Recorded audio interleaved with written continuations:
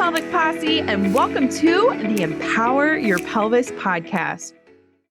Hey everybody, welcome back to another episode of the Empower Your Pelvis Podcast. You're catching me in a hot, steamy car in June in the Midwest as I sit and wait for my son's baseball game to get started. So as I'm sitting here, it is Wellness Wednesday, and it is a Wednesday. So I've got Wellness Wednesday questions to respond to you and get them uploaded. So we'll go in deeper dive into Wellness Wednesday questions. So one was, why when I have pain with intercourse, do I feel the discomfort in my lower abdomen? Well, some of us can feel it there due to tension in the abdominal muscles. Some of us can feel it there due to scar tissue. So if you've had a C-section or laparoscopic surgeries, endometriosis, PCOS, appendectomy, those are all things that you might feel that tension during intercourse and in certain positions. It's not always in the same position. If you are having abdominal discomfort or cramping during intercourse, I like to use my hands. For those of you watching on YouTube, you can pull or pull that belly in close to your body, whether it's you're, dealing with intercourse in certain positions and feeling it.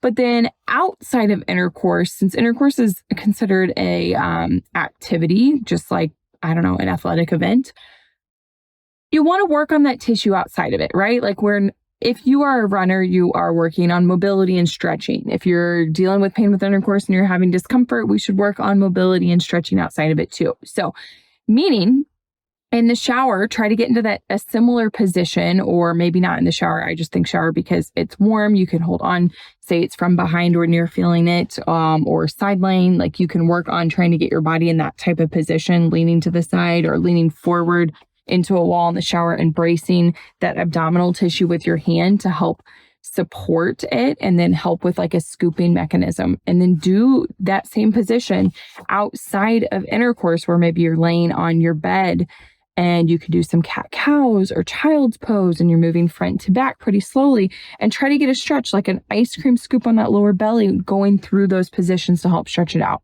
If you're not familiar with what an ice cream scoop is, this is a stretch that I have in my membership community, and we'll go over it on some core and pelvic floor days just to help mobility in that lower abdomen. It's great for bowel issues, great for pain with intercourse, great for any scar mobility as well. So if you have any questions on it, check out the membership, even if it's just for a month, and see what kind of mobility you can work on or scar tissue. Okay. Another question I had was, seriously, what's the scoop on cups versus tampons? It's all up to your, what you like to use, y'all. Like if you're a tampon goer, just get healthier tampons for your vag. Use something I like to consider like 100% organic cotton. I don't want fragrances. I don't want perfume down there. I don't want smelly good stuff. I just want something without pesticides, because what goes inside your vagina gets absorbed. So that goes down to lube, and that goes into products, that goes into tampons. So old stuff that I would have used in middle school and high school for me that smelled like roses, I don't need that down there. So I'm going to use something that doesn't have that kind of fragrance. I am a fan of cups. I like to use cups personally on heavier days of menstrual flow, especially if I'm at a place where I can take it out and dump out the fluid that's in it.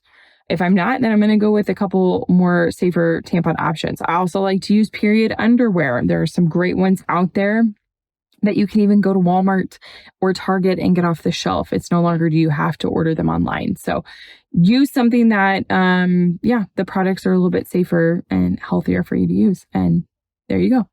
Okay. Another question I had was, after a hysterectomy, how long do you need to wait to move? And I think this question, it goes down to, what does your provider say?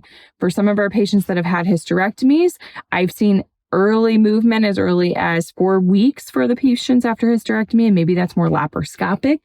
And some of our patients that have a more in-depth procedure, they're 12 weeks of bed rest, 12 weeks of not lifting, 12 weeks of not bending, 12 weeks of not twisting.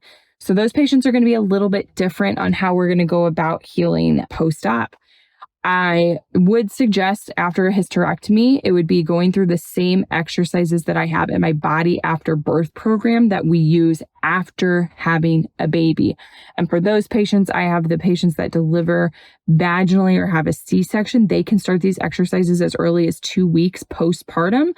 So the same can go for 2 weeks post-op after having a hysterectomy, because the main exercises in the first couple of weeks are really looking at mobility, like bedridden mobility.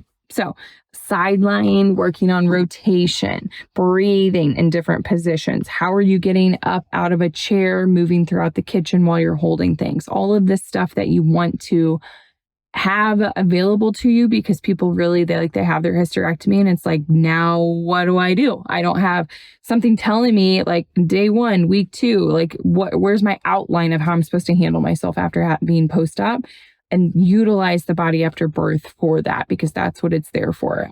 I know after I had children and after patients have had hysterectomies, everybody really wants that guide. Use this as a guide. The Body After Birth link is on my website for a year access to it. I believe it's like, I don't know, $100 and something for a year. So it's pretty amazing. And it's going to walk you through week after week after week for 12 weeks on what to do to be able to manage, to be able to then get back to exercise after that. So this is your in-betweener on how to maintain stability, mobility, and build up that strength again in that pelvic floor with your core. So highly recommend it. Again, postpartum, whether you have a vaginal or cesarean, and then even after a hysterectomy. So there we have it for Wellness Wednesday questions, y'all. Thank you so much for following. If you want to ask a Wellness Wednesday question, you can put it on the bottom of this podcast, or you can go on my Instagram, where I've been asking Wellness Wednesday questions since May 8th, 2020, over 158 weeks of content putting out there. So